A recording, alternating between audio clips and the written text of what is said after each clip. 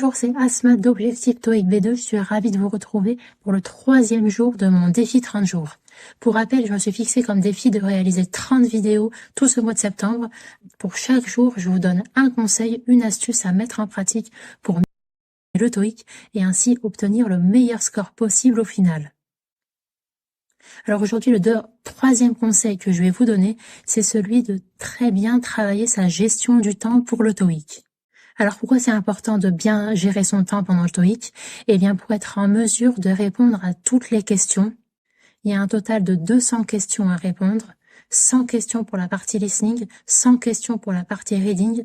Et pour tout simplement optimiser ses chances de réussite, le mieux c'est de répondre à un maximum de questions pour éventuellement obtenir le meilleur score possible. C'est mathématique, plus on répond à de questions, plus on a de chance d'avoir un meilleur résultat au final. Donc concrètement, comment travailler sa gestion du temps? Comment bien gérer son temps pendant le TOEIC?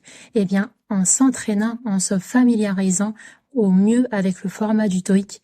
Hier, j'ai insisté sur l'importance de connaître la structure du TOEIC. C'est le 2e conseil que je vous ai donné. Aujourd'hui, dans la continuité de ce conseil, c'est celui de bien gérer son temps pendant le TOEIC. Donc, ce que vous allez faire, vous avez dû prévoir vos créneaux de révision. Si c'est pas déjà fait, c'était mon premier conseil. Je vous invite vivement à mettre en pratique ce premier conseil que je vous ai donné au début de mon défi, celui de planifier vos révisions TOEIC.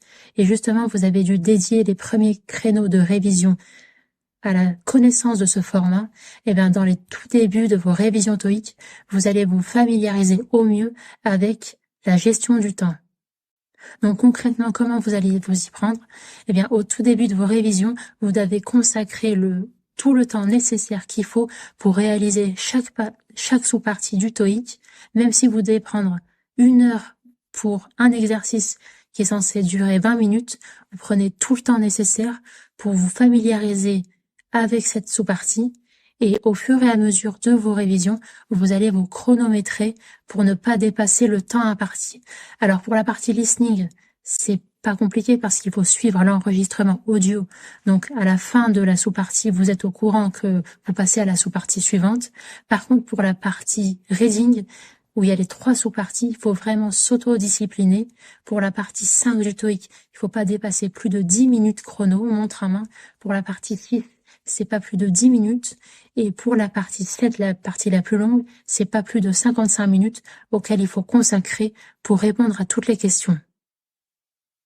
Et justement, si vous êtes un peu dépassé, vous êtes libre de recevoir gratuitement mon kit de démarrage au TOEIC où vous retrouvez justement les 7 fiches synthétiques qui correspondent à chaque sous-partie du TOEIC où justement je vous récapitule le temps qu'il faut consacrer pour chaque partie. En bonus, vous recevrez 7 fiches de grammaire à connaître avant l'examen et mon hack pour réussir les parties 5 et 6 le temps imparti. Tout ça, ça se passe en description de cette vidéo. J'espère que ce e-book vous sera utile. Vous êtes libre de le partager si vous le souhaitez. Et d'ailleurs, n'hésitez pas si vous avez le moindre problème concernant le TOEIC et j'essaierai de vous répondre avec un conseil concret à mettre en application. Et vous, dites-moi, est-ce que vous savez bien gérer votre temps? N'hésitez pas à me faire part de vos retours et justement, ça pourra profiter à tous les candidats qui nous regardent pour se préparer au mieux au TOEIC. Je vous dis très bon courage pour vos révisions TOEIC et je vous dis à demain pour le 4e jour de ce défi 30 jours.